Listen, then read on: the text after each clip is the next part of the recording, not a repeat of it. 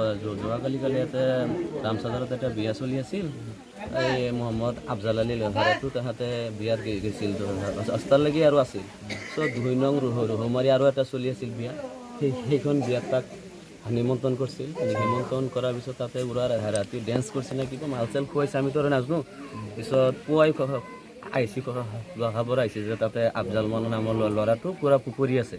পিছত ঘৰৰ মানুহজনে গেছি যাই চাই যে একদম পানী চানী দি গাত মাথা চাথা কাপোৰ চাপোৰ পূৰা হেকি গৈছে।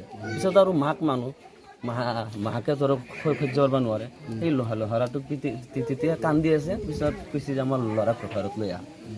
ঘৰত লৈ আহোঁতে লহাৰাটো ডেট। তো কি কাৰণত হ'ল ডেট?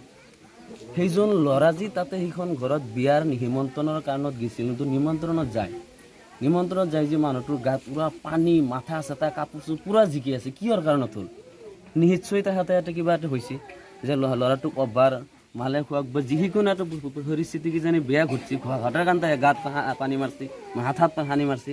কিন্তু সিহঁতে সেইসকল মানুহ ঘৰত বিয়াত গৈছিল, কিবা এটা হোৱাৰ লগে লগে কিন্তু এই আফজাল আলীৰ ঘৰত কিন্তু খবৰ দিব লাগিছিল। কাৰণ যিহেতু ৰাতি 10টা বজাত গৈছিল, কিন্তু ওৰা ৰাতি পাহাৰ হৈ গ'ল, কিন্তু খবৰ দিয়া নাই। কিন্তু পুৱাইহে এজন মানুহ খবৰ দিছে যে আফজাল তাতে পৰি আছে। পুৱাই যে আইকেনে চাইছে তাৰ আৰু ৰুহটো নাই, অলপ আছে। মাকে আৰু আগলৈ সেইকাৰণে কেইজনমান মানুহক লৈ কেনে লৈ আহিলে ঘৰত আহোঁতে ডেট। কিন্তু সেইটো আপোনালোকে নিউজ চেনেলৰ জৰিয়তে দিয়াৰ কাৰণ এটা এতিয়া আমাৰ আৰক্ষী বাহিনী আহিছে গুৰেশ্বৰৰ পৰা।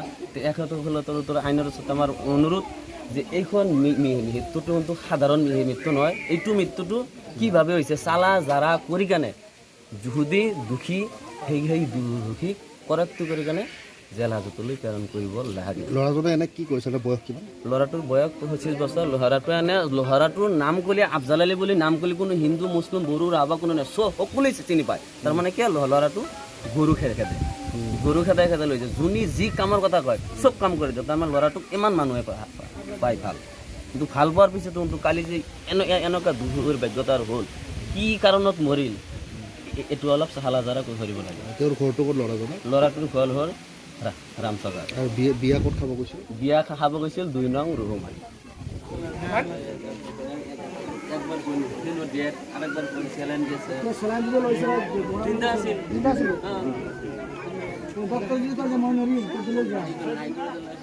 আপোনালোকে এইটো ভুল তাতে লৈ যাব লাগিছিল, মেডিকেল লৈ যাব লাগিছিল। ডক্টৰ কোৱা নাই ডক্টৰ নহয়, গাঁৱলীয়া ডাক্তৰ নেকি? ডাক্তৰ নহয়, নহ'লে ক'ব লাগে।